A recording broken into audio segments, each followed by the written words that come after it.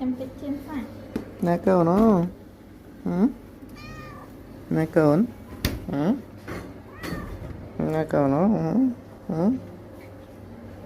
nè câu nó nhỉ nghe miếng nè câu anh ông mà mày nè mèo nè câu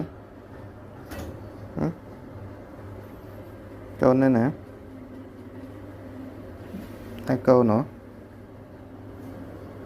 nó đám xịa hay nó nó ai tên hả